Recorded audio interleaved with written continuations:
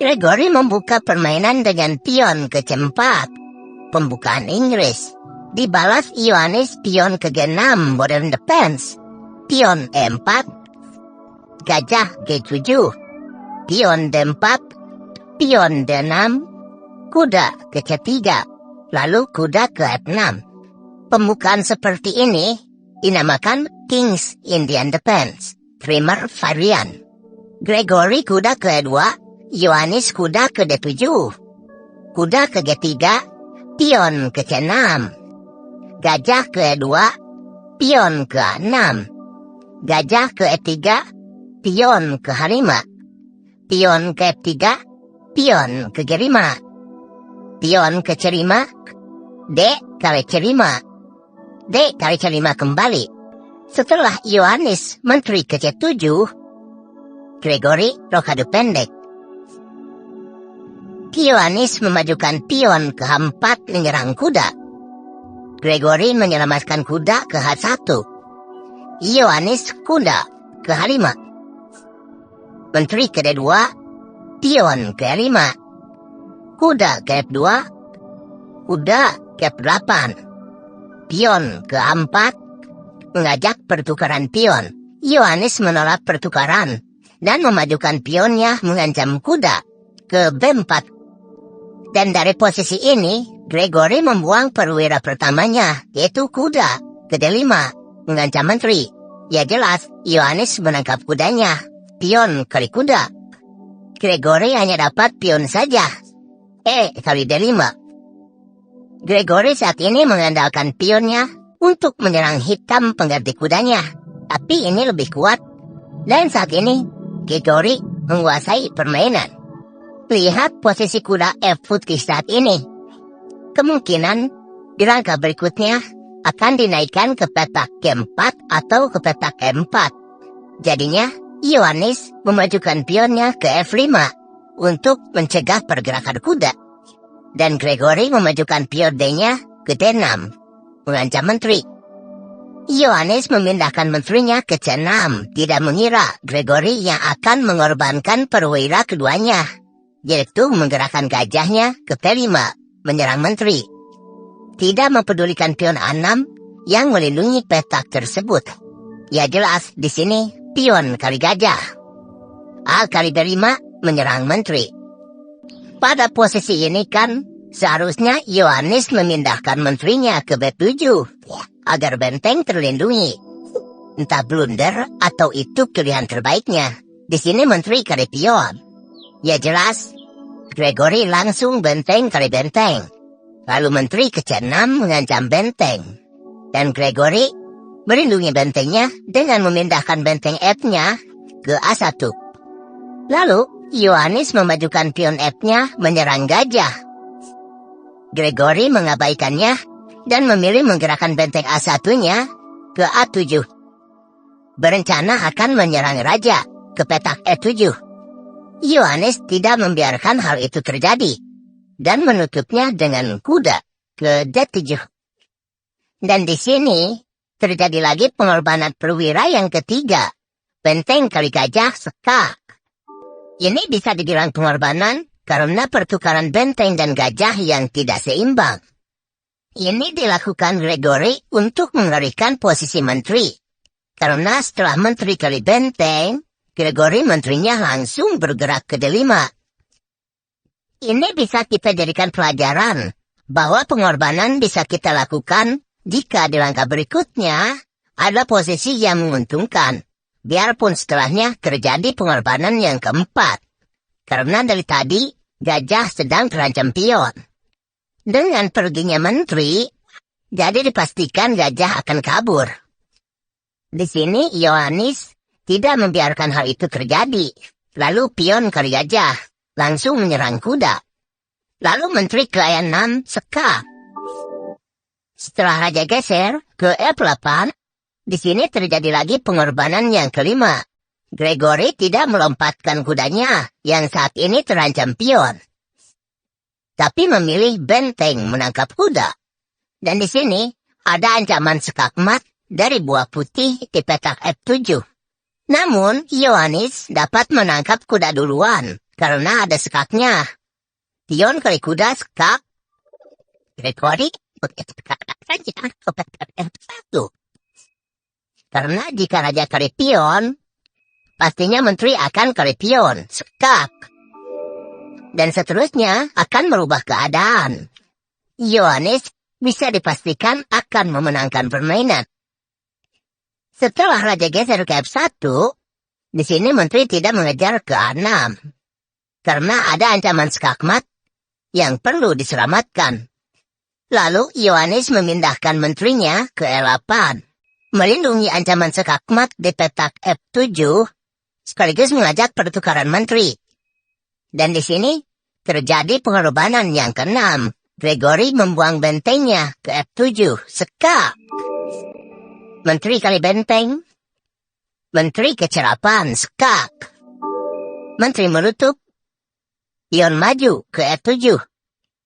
Saat ini, menteri hitam tidak dapat diselamatkan. Kalaupun menteri kali menteri, pion akan kembali jadi menteri. Menteri tidak dapat kali pion, karena sedang menutup sekak. Lalu di sini, Ioannis menggeserkan rajanya ke F7. Karena ada harapan akan unggul perwira nantinya.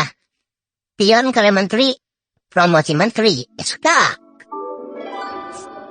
Setelah benteng kali menteri, memang iya, dari segi kualitas perwira, satu menteri melawan 3 perwira, masih unggul 3 perwira.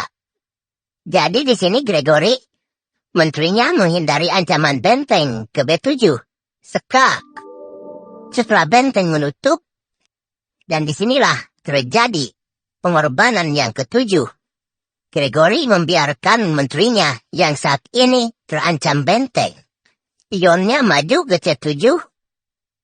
Karena kalaupun menterinya ditangkap benteng, setelah pion kali benteng, di langkah berikutnya, pion akan promosi menteri. Jadi di sini, Ioannis membiarkan bentengnya ditangkap duluan, agar raja dapat mengejar pion. Di sini, Ioannis memunculkan pionnya ke E4. Mungkin berencana gajahnya akan ke E5 nantinya, jika Gregory kali pion. Tapi di sini, Gregory mengabaikan pion E4 itu, dan memilih untuk memajukan pion ke C7. Pion terus maju ke E3, hingga pion F hitam jadi terlindungi. Menteri ke D5 sekak. Raja ke F6. Menteri ke D6 sekak. Raja ke F7. Dan terjadi pengulangan gerakan sampai 2 kali. Menteri ke D5 kembali sekak. Raja ke F6. Menteri ke D6 sekak. Raja ke F7. Disinilah pengorbanan perwira ke-7 dilakukan. Menteri kali benteng sekak. Setelah raja kali menteri, pion ke C8 promosi menteri. Lalu gajah bersembunyi ke H6 melindungi pion. Menteri ke C5 sekak. Raja ke D7, menteri ke B5 sekak. Raja ke D8, menteri ke B6. Sekak. Raja ke D7, menteri kali G6. Jadinya kuda dan gajah terancam hilang salah satunya. Namun, Ioannis itu kan Grandmaster dunia. Jadi, tidak nyerah sampai di situ saja. Dia mencari kesalahan Gregory dengan memajukan pion ke E2, sekak. Jika Gregory kali E2, jelas akan sekak menteri dengan kuda ke petak F4. Jadi, di sini Gregory rajanya kali F2. Ioannis tidak cukup sampai di situ saja untuk mencari kesalahan Gregory. Di sini Ioannis melakukan pengorbanan gajah ke petak E3, sekak. Namun Gregory kan Grandmaster juga yang bukan kaleng-kaleng. Dia tidak menerima pengorbanan gajah. Karena jika raja kali gajah, jelas pion akan promosi menteri. Gregory dipastikan kalah. Dan pula Gregory tidak terjebak untuk kali pion E2 karena Kuda akan sekak seter di kotak F4. Jadi di sini raja mundur ke E1 dan seterusnya Ioannis menyerah. Jika dilanjutkan, jelas Gregory yang akan memenangkan permainan. Kita kembali lagi ke posisi setelah menteri ke E8. Kenapa Gregory memilih mengorbankan benteng? Tidak benteng saja ke E7 mengancam menteri. Jika benteng ke E7 mengancam menteri, pastinya akan merubah keadaan. Ini jadi menguntungkan hitam. Hitam bisa meneraukan permainan. Bahkan jika putih salah bergerak, akan terjadi skakmat hitam memenangkan permainan. Karena dengan pindahnya benteng ke E7, secara otomatis ini membuka serangan menteri ke B5, skak. Dan tidak ada pilihan buat putih, selain raja kali pion. Menteri kali pion skak. Lari kemanapun raja putih, akan dikejar dengan menteri. Misalkan ke E2. Menteri ke C2, skak. Raja ke E3. Menteri ke C1, skak. Raja ke E2 kembali. Menteri akan ke C2 kembali, skak. Jika keduanya tidak merubah gerakannya sampai 3 kali, maka permainan akan dianggap draw atau remis. Jadinya, putih tidak jadi menang. Jadi mungkin itulah alasan Gregory memilih mengorbankan benteng ke F7 tadi. Kita kembali lagi ke belakang. Pada posisi setelah gajah ke B5 mengancam menteri. Pion kali gajah, gajah kali pion mengancam menteri. Kita cari tahu alasan hitam kenapa tadi memilih kali pion, meninggalkan perlindungan terhadap benteng. Apakah ini blunder? Ataukah memang ini pilihan terbaiknya? Mari kita analisa bersama. Agar tetap benteng terlindungi dan tidak gratis, berarti menteri harus ke B7. Dan pion akan mengejar ke C6. Pastinya menteri ke B8. Agar benteng bisa terlindungi. Pion putih bisa melakukan skak gajah. Namun itu bisa ditunda dengan mengajukan pion ke B6. Dan akan terjadi ancaman terhadap benteng dan gajah. Jika hitam benteng kali benteng terlebih dahulu, benteng kali benteng. Namun jika hitam menyelamatkan gajah terlebih dahulu, pion terus maju mengancam benteng.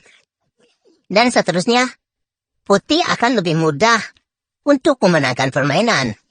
Berarti betul, gerakan menteri kali B5 tadi adalah pilihan terbaik hitam.